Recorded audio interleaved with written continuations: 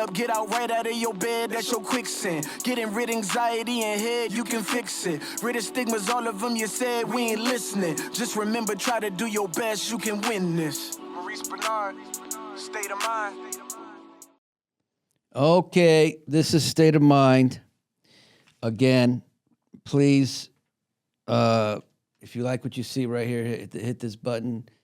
We are going to get 200,000 subscriptions by the end of the year. Please help me. We'll get whatever, man. And then we'll get 1 million by the next other year. Especially with who I have in front of me. Okay, so let me just say who I got in front of me is almost got a little emotional.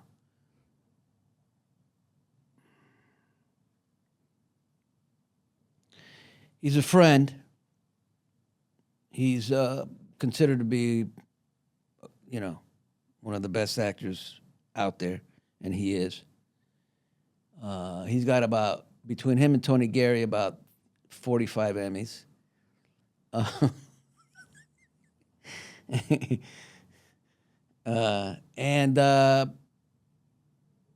won't even say he's underrated. He's just known as that kind of guy. But also his faith is unbelievable. And I know firsthand to that faith that I'll get into later. He doesn't have to say anything, but I need to say it to him. It is. I like to tease because it keeps the first 30 seconds of the show. You got to get. It's very important. His name's Jonathan Jackson. How you doing, buddy?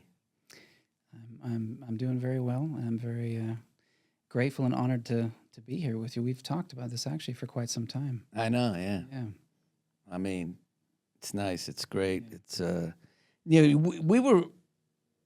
I usually start out the show with like how you grew up and all that stuff. Mm-hmm.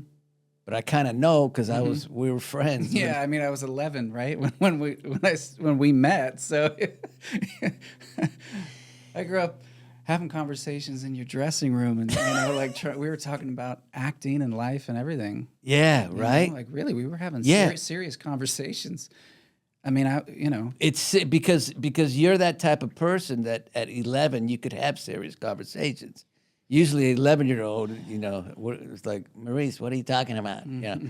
But I could have deep conversations. But then again, we're not going to forget, Jonathan, the crank calls. Oh my word! I had forgotten that. Wow, that's all coming back to me now. Oh man, wow. I had forgotten also. Yeah. But then I just started thinking about, talking with you today. And I remember the crank calls. I mean, you didn't do them. I did them. And it was like, what? The 11, 12-year-old didn't do it. No, you did it. The 40-year-old, whatever I was. But I remember. But you were laughing. It was so good. It was just, they weren't terrible. They were just like. They were just hilarious. Yeah. They were just really whatever fun. Came to my mind, I'd say I'd be like, hi, it's Mochito. How are you? And you'd get patient people who would be like, "Oh, I think you have the wrong number," and other people would not, weren't completely. Having it, but it was, and I'd have sometimes, and I'm not joking, I've had half-hour conversations, and they don't know. They're like, "Are you sure it's not? Is this really?" I said, "Yeah, I got a cold." I'm kind of like not feeling well, and that's why my voice is messed up. Now, one time, I told you this, but one time it wasn't cool. And that's kind of like when I kind of ended it.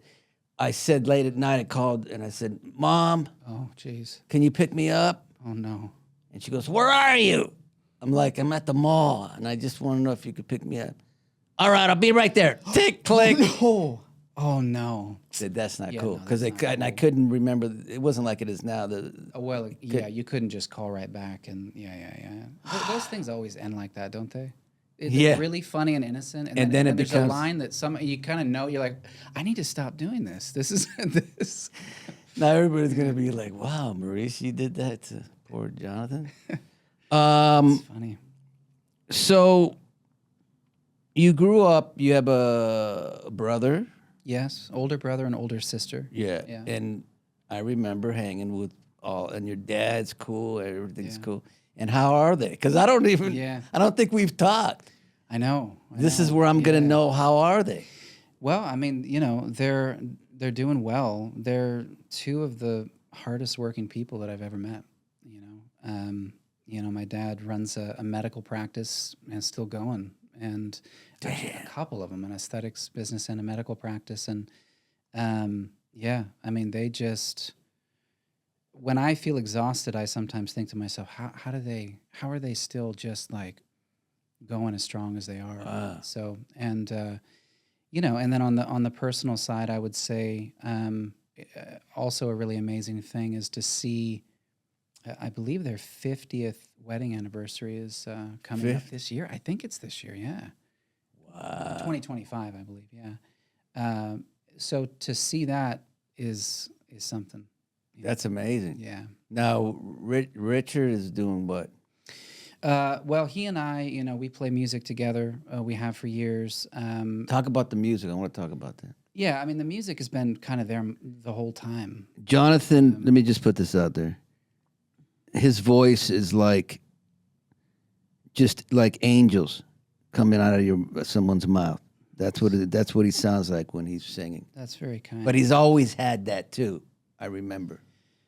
Well, my dad's a singer, and there were a couple moments in my childhood that really have stuck with me, and they came back when I found myself living in Nashville. So this was kind of an interesting thing. So he loves country music, and I grew up hearing him in the basement with probably a band of 7 musicians playing classic country music. I mean, just really solid. Waylon beautiful. Jennings, all those. Well, yeah, like Keith Whitley and Don Williams and Vince Gill and just really Elvis gospel music, Roy Orbison type. Yeah. So I grew up hearing him. He went to Nashville when I was a kid and recorded an album. Elvis? No, my dad. Oh, your dad well, did? Elvis did too. Yeah. Yeah, he recorded in Nashville. But yeah, my dad did. So Nashville had this kind of mythical feeling to me as a child. Wow. Because, all of a sudden, he was gone. What's Dad doing? Oh, he's in Nashville, recording a record. So all of a sudden, when I was maybe 29, 30, I found myself on this show called Nashville, and I was on the Grand Ole Opry stage. And the first song that I sang was an Elvis gospel song, and I dedicated it to my father. And it was a surreal feeling because I just felt like I was surrounded by my father's music, and it really wasn't my dream. It wasn't like my dream is to sing at the Grand Ole Opry. It was like, this is kind of my father's dream, and I'm here, and so I want to honor him. And then the last season of Nashville, when I was playing at the Opry, he got to come and sing with me, and he sang "Glory, Glory, Hallelujah," the Elvis gospel song at the Opry with me.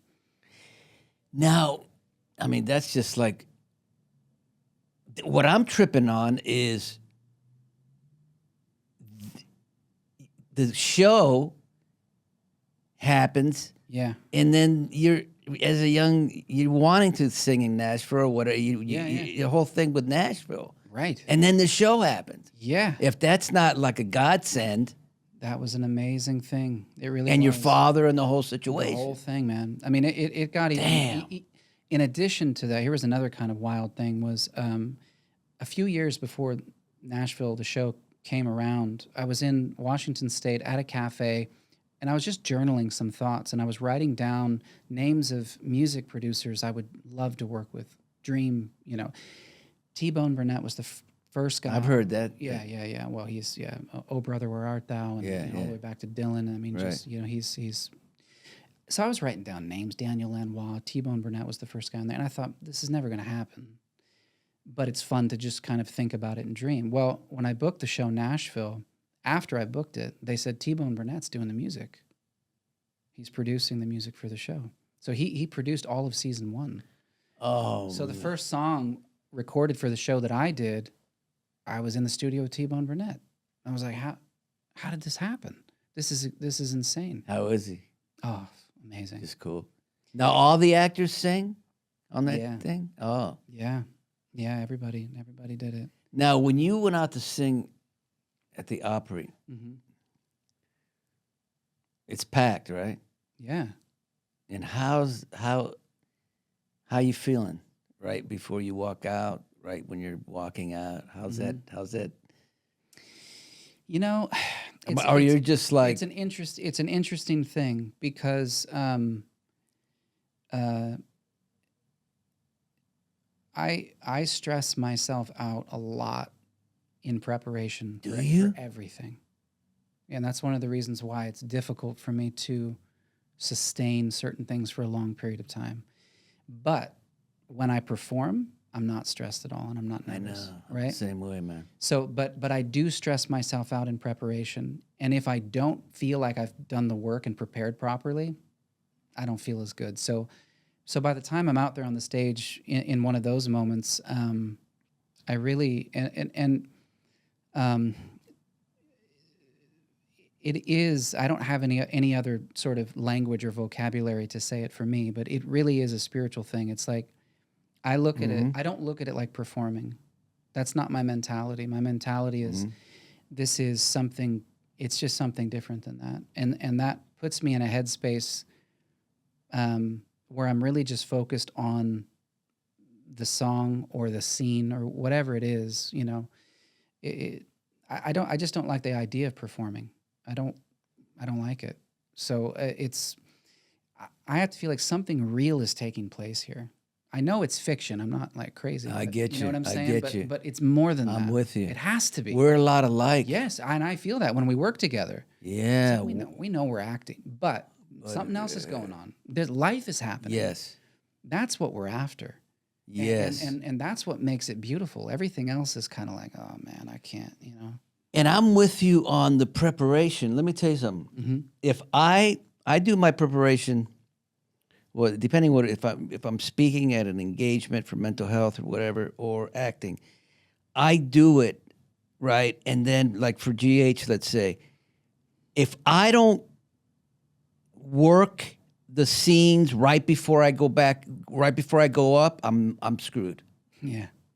Yeah. Okay, and sometimes if you get called in, it's know. you're It late, doesn't- yeah. and you're not able to do that, and I have to do that on the set. It's not good for me. But like you, if I'm prepared, what it is I do this thing. It's like I'll run the lines right before I go up, and then I'm like, I got it, and I'll be like, fuck it, now I got it, Yeah. and that's it. Yeah. And then you're not worried about it. Nope. Yeah. And then the acting part is kind of easy.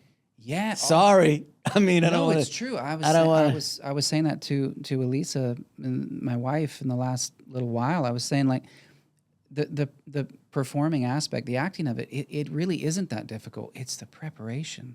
It's the work that goes into the preparation. Yeah, And that can crush me. I'm with you. I'm very like I feel like I'm a pretty I'm with you. I'm a pretty vulnerable, Yeah. sensitive person, and so, man, it can do me in. So I'm You know, it's funny. This goes to what we're talking about. I did a speaking engagement in Philadelphia, and I had to speak for a half hour, and they paid me some nice money. But that's not, it helps people, whatever. But I've been going through, I guess I'll talk about it, but it's not, we don't know yet what it is. But it's nerve shit that happened during your thing over there we had. It's funny, it comes and goes. But anyway, before I did the speaking engagement, it was happening. But I was 100% prepared. interesting. Okay, so It wasn't that. It wasn't a lack of preparation. no. yeah. I had this thing down. Yeah. I had a beginning, middle, and end. Yeah. So they call me up, and as I walk up, my knees are buckling, man. They're buckling. Yeah. And I'm like, oh. 'Cause usually my knees would be kind of a little bit, maybe not even anything. But now because of what's happening, Yes. they were, and I was thinking Paula's looking at me, but she didn't notice. Yeah. So I get on the stage, and then I start talking, and I'm good. And I'm good. There was a couple times when they started to come back, Yeah. a little bit in my knees, but this part's fine. Isn't it? But isn't that interesting? How your body can almost rebel. Yes. I mean, because you're not consciously bothered by what's happening at all. No. And you're prepared. You've done this. You're fine. Yeah. But your body, something's going on. I've been watching Gregory Peck films. I've been really getting into some old Gregory Peck movies, and Great actor. He's amazing, and he's one of those guys that, because it's obviously a different era, and he has such a distinct voice. Masculinity, the way it was portrayed back then as well is often, it's a little. I mean, we don't see that very much portrayed in film anymore. But Right. he's so tall. He's got this voice and this rhythm, and it can almost make you not understand how great he is, Right. because you think, oh, okay, Completely. Peck, and you're like, no, but he's brilliant. He's amazing. And so I hadn't really watched his filmography, so I'm just discovering this. I mean, I'd seen a couple films, but anyway, there's a film that he did called 12 O'Clock High. I've heard of it. It's a military film, and he's brought in to take over this sort of emotionally, psychologically drained group of fighter pilots. So he comes in, and the guy who had his position before was kind of going easy on them a little bit, right? And so he came in, and he had to be the guy to get everyone into shape. But he had such beautiful subtext that you had this feeling that he had humanity. He really did, but he understood his job. Right. So throughout the course of the film, he does this incredible. I mean, he gets the morale of this beleaguered group of young men back, and they have courage, and they're going back in the skies, and they're doing these incredible, courageous things. And he's up there with them. He's doing these flights with them. So they're looking at him and they're going, "Hey, he's doing that. We can do this. It's we're gonna." And various people die, and it's difficult, but it's the end of the movie. He goes up for one of the last flights, and you've seen him through the whole film, and he's telling people like, "This is what we have to do. This is why it's important." But he goes up, and and all of a sudden, and he's like, "What?" His hands are trembling. His body is rebelling. It's not something that he's. Yeah. And it's not, he's a courageous man. Yeah. He's gone up there flight after flight after flight. Something's happening to him that is not something he's cognitively choosing. What is it? Well, it's like, I think it's a post-traumatic stress. I mean, that's, in the full-on military sense. So then he goes almost catatonic. Like he's just, after that point, something breaks. He's just staring in his chair, and everybody's going, what's happening with him? His boys are up in the skies, and he's dealing with the trauma of what's happened to me. I should be up there now. Someone's going to die because I didn't go up there. And he's just like, thank God everyone comes back. Nobody died. It was a success. And he kind of comes out. But the whole thing, I was riveted by it. And it, you watch these things, you reflect on your own life, because I have moments like that too, where it's like, why is this crushing me? Why is this bringing up this physical kind of like, my nerves are shot.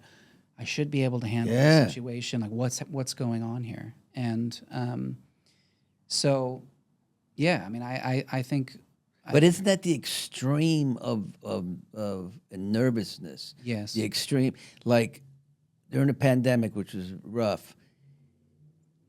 I started one night. It was the beginning, shaking. Yeah. That's never happened. I've had 3 nervous breakdowns. I've been in a mental institution. I started shaking like that, and then I found out, because I do what I do, Yeah. that it's extreme. It's the extreme, Yeah. but it's not. I made it like I'm gonna die, Right. but you're not gonna die. yeah. It's almost your body telling you, It's you too know, much. it's too much, too and much. just chill, whatever. But that whole shaking thing, man, because I've talked a lot about it on State of Mind. To me, it's just scary as hell. Oh yeah. I don't know. It's I mean, I've had a lot of close friends, you know, who have had panic attacks. And Yeah. those things. I've been very close. I honestly thank God that I, you know, haven't had one, and I would love not to. Yes. So, you know, I hope that I don't. But the closest, well, there's been other times where it's been more life and just difficulties, but I had I don't know if it was an MRI, something like that. yeah, that's what I'm like- getting. Okay. Yeah. Well, anyway, that's for me. That was not easy. Oh, being in the thing. Yeah, being, you know. So, and I mean that's just a physical situation, but there are obviously emotional and just things we go through. Yes. You know, and there's a book that I read probably 4 or 5 years ago that I really love, called The Ethics of Beauty, and I would highly recommend it. Dr. Timothy Petitsis is the gentleman who wrote it, and the first 150 pages is focused on trauma, and specifically with, I mean, he uses as the subject of trauma, you know, one of the highest forms of that, which is, you know, post, you know, war. Yeah, for sure. You know, actual studies, actual, you know, data, all that kind of stuff. But he takes all this data and he takes all these studies, and he presents it to us in a way that's very different than what I would say is sort of the Western mindset around things. So, you know, over the last 15 years, you know, my family and I have kind of had a spiritual journey towards Eastern Christianity, Orthodox Christianity. And one of the interesting things about that is there's a different ethos. There's a different way of seeing the world than what we tend to inherit here in the Western world, in America and Europe. And it's kind of more of a Germanic, logical, didactic thing, right? So in the Ethics of Beauty, what they discovered is when you have real trauma, the only thing that actually helps is beauty. Experiences with beauty. And I'm talking about people that you can't reach them with logic. Right, You can't right. reach them with reason. But if they hear the right song, if they see the right painting, if they see the sunset. Yeah, I it- get it's- what you're saying, bro. It's that Yeah. that is deeper Yeah. than everything. And so as this sort of and it's interesting because it's an ancient ethos. It's an ancient way of looking at the world. So the author went to Greece, and he went to a little island which is very unaffected by kind of like modern living. Yeah. They're villagers. They've been living like this for, you know, centuries. And he went there and he was visiting some people. And I mean, you have to forgive me if I'm paraphrasing the story, but this is what I remember. He'd been through a traumatic car wreck. And so he was getting together with a family and this you know, older lady who was bringing him in for dinner. And he, you know, she said, "How are you doing?" All this kind of stuff. And the sort of typical, I think, more of a Western mindset is he starts talking about what he's been through. Immediately, her instinct, this villager, Okay, her instinct was not to focus on it. She goes and she distracts him and says, "Come, we're gonna have this beautiful meal." Damn. Beauty, hospitality. The ancients understood this. It's after we experience beauty, we've calmed down. Our nerves have calmed down. The anxieties have calmed down. Yeah, then maybe we can talk about it a little bit, But we need that. That's why our children, our spouses, all of the, that's the divine beauty from God that helps us, walk through, kind of like walk on water in a sense, So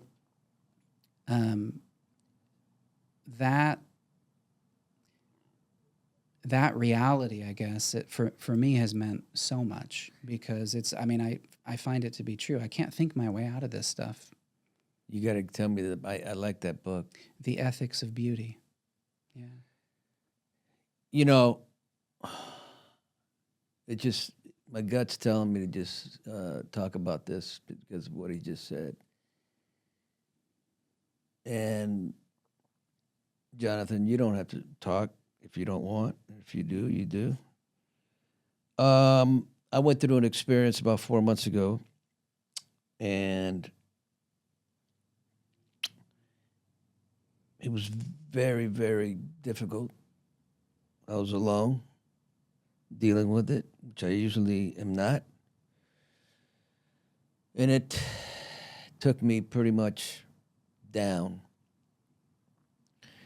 And Jonathan and Steve, we all prayed. And it was very difficult, but we all prayed, and it was beautiful, and what they were doing, and we did a thing for 2 days. And to me, at this moment, that was the beauty that he's talking about. Both men were the beauty to me. And I'm telling you, it works. Prayer works. I felt better. But what happened was, I was so messed up that I went to go see like 25 doctors, and then I went backwards again. But in those 2 days were phenomenal, and you could feel it in there. It taught me a lot about friendship because I haven't had to go to friends for something like that. It's always been Paula, Yeah. or my son. Yeah.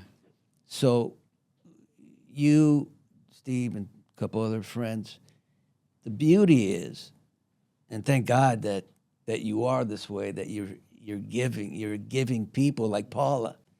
Because some people aren't giving, you know what I mean? It's like, well, call me like tomorrow, maybe I will. Yeah. So that all worked. But I'm telling you, it worked. That everything we did, what you did, the praying, and it just, because, I was in a real dark place. Yeah. And to be able to get out, and I know because I'm so in tune with my body and everything, my mind, that after the second day, I said, dang, I'm laughing. I'm feeling good. But then again, like I said, Yeah. my mistake to, I didn't, what I didn't do? Yeah. I didn't trust it. Yeah. Because if I had trusted it, I would not have gone to see people and to try to give me some medicine or whatever it was that was happening. Yeah. I would have trusted that, and it would have been enough. Yeah, and I mean, goes without saying, I guess, but I mean it.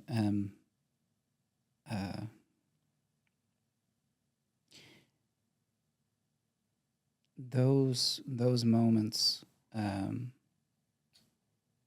don't wish them on anybody. No. Anybody. No. But if they happen, when they happen, to be there as a friend is is for me is one of the like greatest honors Wow. and privileges of my life. And the root of it, the root of it really is a deep love. Yeah. That's what it is. That's right. That's right. It's love. It's love. You know. Yeah. And you know, and the other thing that I mentioned as well is, you know, we've been to Greece so many times over the last almost decade now, and there are these beautiful, beautiful Christian monks who pray 8 to 14 hours a day. Dang. I mean, they pray ceaselessly, but in church services, Amazing. they're up at 3 a.m. when it's still dark with candles, and they're just praying, and they're praying for the world. They're praying for us. And, you know, we've been blessed to get to know some of them. So they, you know, they were praying for you. Yeah, that was amazing. I believe that's primarily where the grace was coming from. Yeah. Yeah. Yeah. Because they're not messing, you know. Yeah. It's real. I felt it. Yeah. Yeah. I felt it. Wow. All right. On that note, let's see what we got more here to do here. So you wrote some books, brother, right? Yeah. I'm trying not to talk about soap operas, but that's, you're doing well. yeah. And then Frank's like, you didn't mention General Hospital. Well, you know, what are these books? I want to know about the books. Well, the first one that came out was about a decade ago, called The Mystery of Art. And it's an exploration of kind of like the artistic approach and process and faith, and how those worlds connect or don't connect, or, you know, all of that. You know, it's kind of like we had these conversations when I was young. I remember, you know, maybe when I was 13, 14, 15, something like that. I remember you asking me sometimes things like, and it was like a sincere question. It was a genuine thing. You were trying to, like, because you knew I had a pretty good upbringing. Like, I had really great parents. And, you know, so it was like you were asking, how do you approach really dramatic scenes, heavy scenes, if you haven't? Oh, that's been, what I do the same with Joshua. Yeah. Yeah, if you haven't like been through. Yeah, those how does things, that work? I don't know, first of all. Right. But eventually over the years, it sort of developed into a kind of the only access point that I could really get to was some kind of prayer. It was, and you know, the other term people call it is like intercessory prayer, which is where you pray for someone else, right? Like you are kind of stepping into the place on their behalf, so to speak, you know. And so, you know, if I was playing over the years like a heroin addict, a suicidal, you know, character in an Irish film I did years ago and things like this, you know, so for the heroin addict character, let's say, I realized that I'm going to approach this and I'm going to pray for people that have suffered with addiction, and I'm going to pray for their families too. And as I'm performing this, as I'm acting this, and it's an amazing thing that can take place there, because there's a common humanity that we have. Yeah. And when we allow ourselves to weep with those who weep, rejoice with those who rejoice, it's like it's all there. Yeah. It's all there. Yeah. And anyway, The Mystery of Art was exploring a lot of that, not just for actors, but any artist. You know, if you're a writer, painter, whatever, the idea is just asking questions about kind of the nature of art. I instinctively kind of rebel against this sort of compartmentalizing that we tend to do in our society, you know, where it's like, okay, if you're a person of faith, whatever, you go to church an hour once a week, and then you kind of forget about it. And when you're at work, it's work. When you're at home, Yes. it's home. Yeah.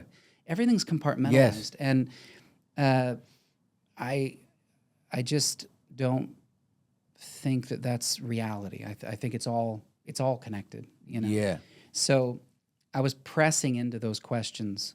You know, I couldn't shut off what I was going through completely when the cameras were rolling. I had to bring it into the scene, so to speak. If I have, you know, a friend of mine or a family member who's going through something, and I'm praying for them, and I'm like genuinely hurting with them and for them, I can't just shut that off and act, you know, like it's some fake thing. Yeah. Yeah. Yeah. It has to kind of be connected somehow. So anyway, that was that book. Another one is called The Harrowing of Hell, which is an epic poem about Christ's descent into Hades.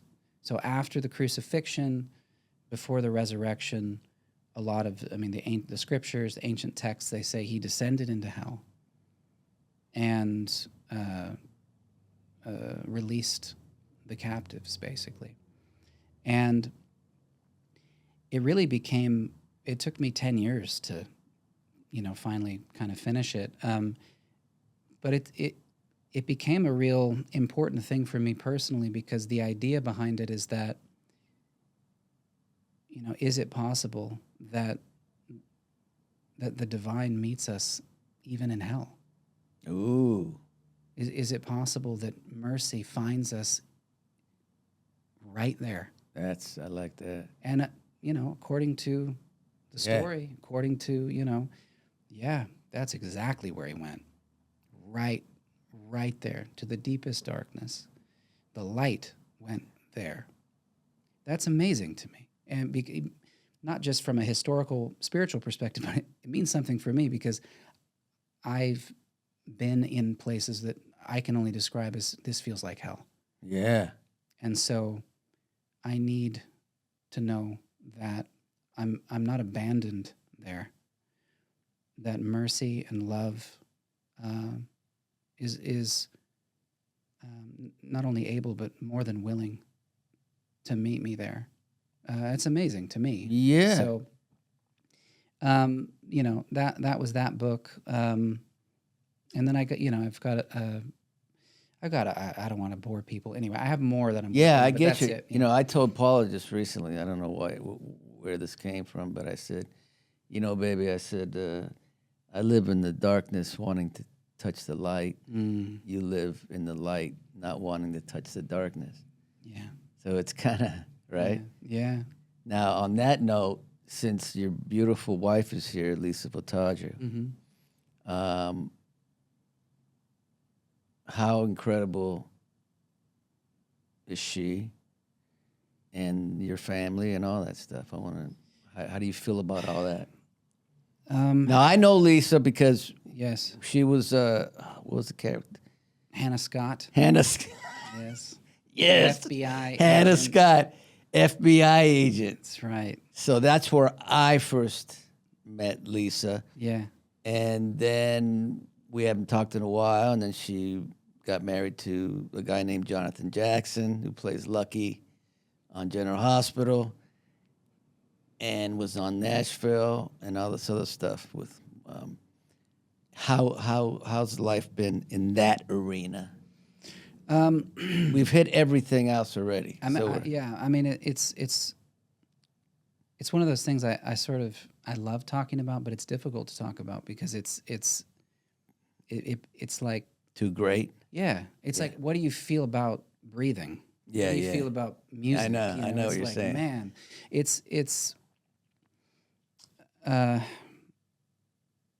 it's a divine gift. Yeah, what it is. That's You know, true. I mean, I get you. we're best friends. I got married when I was 20. So 20? yeah, I didn't know Yeah. that. Or I mean, I might have known, but I don't. Wow. Yeah, and the way we got together was, pretty wild in the sense that we never dated. We knew each other obviously from the show, but after the show, um, we But she wasn't on the show when you were on the show. just for a few months. I was leaving right as she was coming, so that's where we met. Okay, I there, get but you. then we were having kind of like Bible study type things at our house for a couple years. So she was coming to that every weekend, but we were never alone ever. We were always just in a group environment. And I went over to her apartment one night and proposed to her. And we'd never been out to coffee or anything, never even talked about it. It was the weird, I mean, it was like, I just knew that it was something that her and I had both been feeling the entire time. We never said. Amazing. Yeah, it was, so I was 19 when I proposed, 20 when I got married. And, I have now been married longer than not in my life.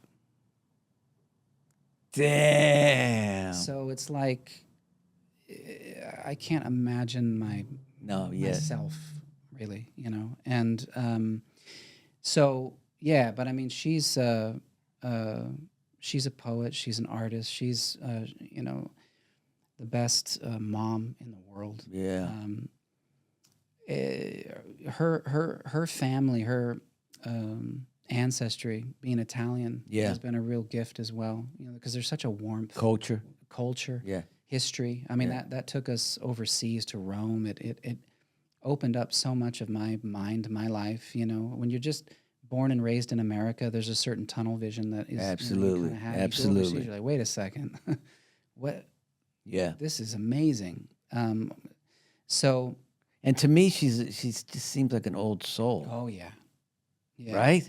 Well, my parents were worried about me when I when I was young because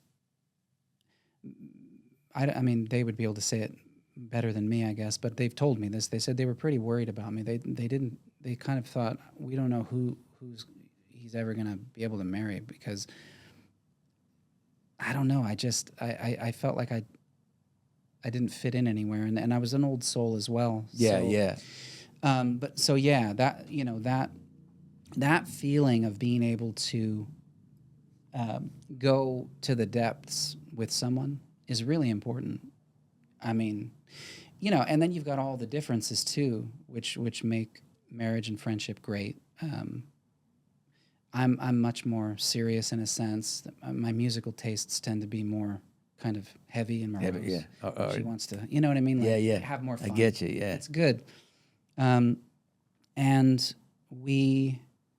think what you live together for so many years, and it's like you kind of get this sense, like, yeah, I don't know. There's something divine about this whole thing, about the way that her presence in my life has challenged me, healed me in so many different ways. Yeah. And it's something that just happens through a lot of, I think, mutual humility and forgiveness and all the tough stuff. And we're both passionate people. So, we, over the years, I mean, we're honest with each other. Like we have it out when we need to, but it's a good thing because we get somewhere, thank God. And then we feel closer than we ever did before. With I would say, generally speaking, with an Italian, and then with whatever I've gotten me, I don't know if it's like the Irish or what, Right. but there's too much honesty and fire there for politeness. I mean, it's going to be real. Yes. Yeah. And I think in every relationship, just like the same, what you're describing is a lot like when I met Paula at 16, And it's amazing. how did I know with the, Paula's family being drug addicts and me getting her out of that life? But I never, yours is so quick, right?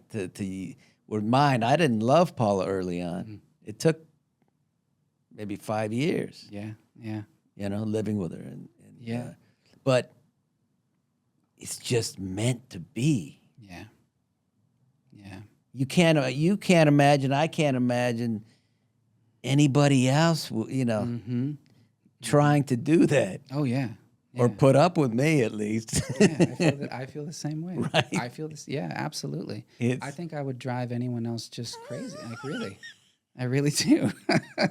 you know. I know I would. Trust me on that. Although I gotta say, because I always joke like that, but there's a lot of truth in it. One thing that I have with all my manic, bipolar, depression, anxiety, other stuff, rage. Now I can't get into it, but one thing I do have is I always want help. It's incredible. I mean, Right? I mean, you cannot. I can't imagine being me with all what I just said, and just thinking that's fine. Okay. Okay. Yeah. Right? And, Yeah. and that your spouse should have to put up with it. yeah. And and that's one thing that Paula said, and I never forget. I was on Oprah, right? Mm-hmm. And Oprah asked Paula, "Did you think he was going to kill you?" Because I threatened to kill her early on. And she said, "I didn't know." And then people would ask, I don't know if she did, but Paula would say, "But I wasn't going to," and I didn't even call the cops that night. She didn't, because it wasn't him. Mm. This is where her mentality is. Mm-hmm. He's sick. Yeah. He needs help. And thank God that I always want the help. Yeah. That's where it becomes a problem. I agree completely with that. We got to end this before I don't know what else to say anymore. Go ahead. No. I mean, but I think, yeah. I mean, I think that's it. It's both have to. If you want to help me, I need to let you know that I'm gonna get help too. Yes. That I'm not gonna just keep doing it. Yeah.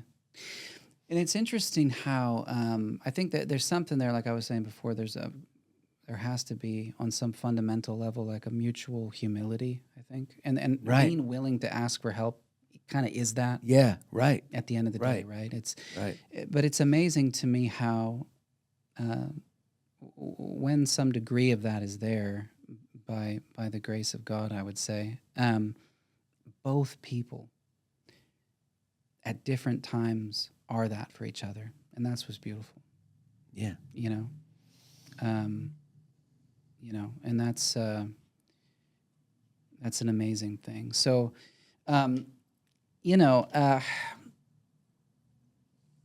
starting acting at 11 and being in the industry and all that kind of stuff, I'm so thankful that I got married young. I know it can be the wrong move for some people and disastrous, and that's totally fair enough. But for me, it was the right thing. It totally kept me anchored. Yeah. Becoming a young father, it's just very hard to. It's harder, I should say, to be narcissistic when you're a father and you're a husband. You have other people that you have to take care of. Getcha. And so there's a you gotta grow up. You gotta do this. There's no getting around it. And now, being the age that I am now, 42, I'm looking back and I'm going, man, there's nothing better than having a healthy marriage and children. Completely. There's nothing compares to it. And so I'm just so thankful that